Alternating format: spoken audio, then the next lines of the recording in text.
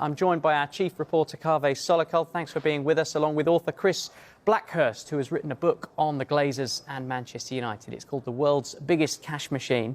Kaveh, big developments. Tell us what it really all means. Well, look, that statement from Manchester United talked about continuity and stability. But of course, there's been very little stability at United for a long time. The club has been in limbo for at least 12 months, while the Glazers have been trying to decide whether to sell the club or whether to just sell a minority stake in the club. And we know that in the next few days it's going to be announced that Jim Ratcliffe and Ineos have bought a minority stake in the club, and apparently that is going to give them a lot of influence over the football operations at Old Trafford. And I think Richard Arnold is going to be the first of quite a lot of high-profile people who are going to be leaving the club. And to be honest, he's had one of the hardest jobs in football. It is not easy running Manchester United at the moment. It is not easy working for the Glazers. He's had a pretty torrid time for 18 months. He's been at United for a long time. His background is in the commercial department. I think he was much more comfortable in that environment. So I think he'll be the first of quite a few changes that we will see over the next few days. I think whoever had bought the club, it was likely that people like Richard Arnold would probably be leaving. Yeah, so the interim solution is Patrick Stewart, who's already on the inside. So they're looking to, just keep things ticking over until we learn more? I think, it's significant that he's been called interim. That means he's probably not going to be around for very long. If Jim Ratcliffe gets the kind of influence that we believe he is going to get, he will be able to maybe influence who is going to take that job on a full-time basis. There's been lots of talk that it could be somebody who already works for Ineos Sports, Jean-Claude Blanc, who used to have senior executive roles at clubs like Juventus and PSG as well. But looking at it from the outside, this still looks like an almighty mess, because we're going to have a situation where somebody who only owns 25% of the club is apparently going to be calling the shots. And there is going to be a new football operations board. Dave Brailsford, somebody who's got a lot of experience in cycling, is apparently now going to be somebody who's also going to be calling the shots at Old Trafford. I think, it's going to be a fantastic story for journalists. It's going to be a fantastic story for Chris to maybe write a sequel to his excellent book. But if you're a Manchester United supporter, this is not the brave new world that you wanted. You're not going to be seeing the back of the Glazers. It is more uncertainty, it is more turmoil, and it's more of the Glazers ultimately owning Manchester United. Well, Kaveh, you've given Chris Blackhurst such a wonderful sell. I have to bring you in at that point, Chris. Fantastic, thank you. Just on that point that Kaveh makes, Jim Ratcliffe, we understand, he's taking 25% and he wants to run the whole show, specifically the football side of things. How's that going to work in practice? Well, look, it's a very good question. I mean, it's very simple. If they're going for a player that's costing £100 million, £75 million of that is Glazer money, 25 million is Ratcliffe money. How does that work? Now, it may be that the Glazers concede that the football side they have let languish and they've not done enough with it. They don't know enough about football.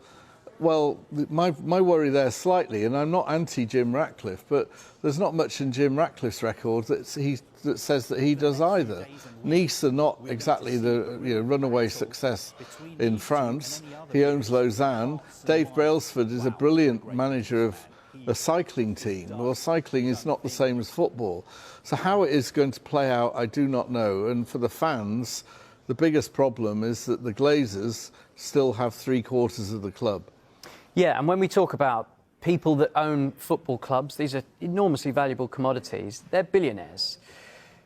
How is it ever going to work when a billionaire, at either side of the coin, whether it's Ratcliffe or whether it's the Glazer family, ultimately have to be backseat drivers?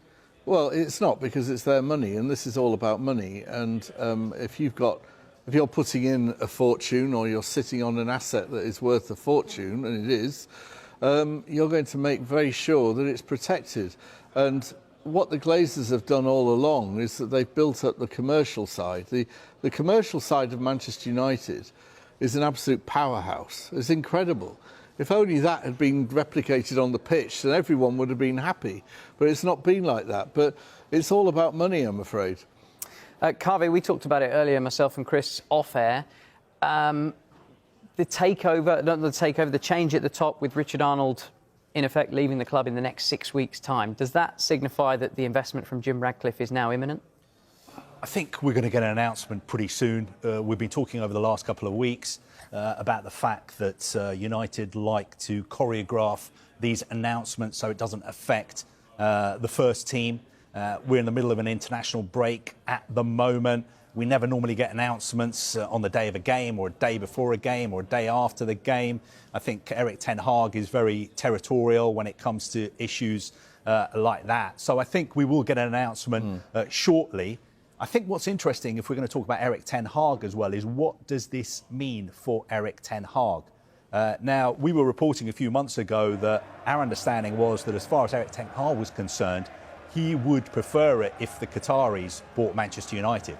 He would prefer it if somebody new owned 100% of the club and somebody who had unlimited funds to be able to back him would be in charge of the club. Obviously, that hasn't happened. I think in the short term, there are no immediate plans to replace Erik ten Hag, but he himself knows that the period between now and January, when the window opens, is absolutely crucial for him as far as results are concerned. Yeah, I mean, I'd make a point there as well, which is that I don't think we know what Jim Ratcliffe thinks of Erik ten Hag, and it's that classic thing. Erik ten Hag is not Jim Ratcliffe's choice of manager.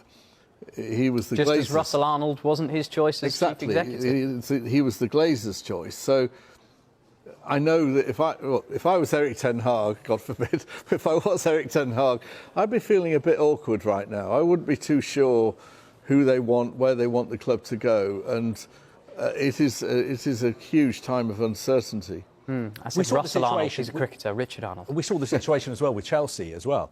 Takeover there. Thomas Tuchel was the manager. He'd been very successful. He'd won the Champions League. They became club world champions. Just a few months later, the new American owners decided to replace him with Graham Potter.